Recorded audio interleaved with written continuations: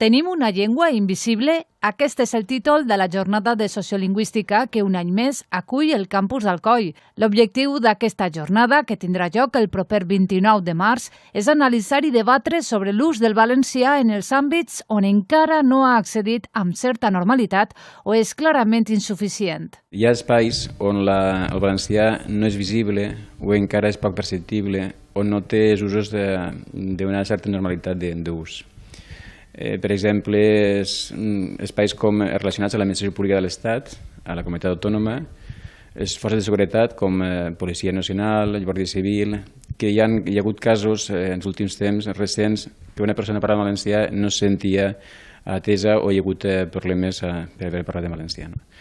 A tot això, a banda dels espais que són, invisibles o poc visibles, des de fa uns mesos la televisió valenciana també ha deixat de ser visible.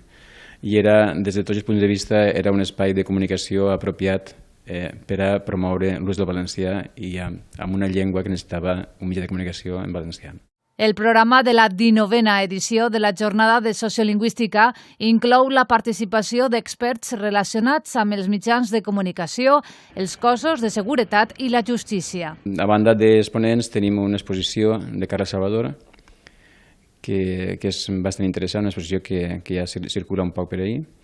Després tenim un monòleg a càrrec d'una actriu d'Alcoi i, com a quasi cloenda, hem pensat transmetre un missatge positiu, i això és el que voldria remarcar. És a dir, Ferran Suay és un professor de l'Universitat de València de psicobiologia i el que fa és promoure o defendre l'assertivitat lingüística. És a dir, la seguretat del parlant en la seva llengua, en respecte amb altres parlants que tenen l'altra llengua, però no renunciar a la teua. Més informació a la pàgina web de la jornada i al Centre de Formació Permanent de la Universitat Politècnica de València.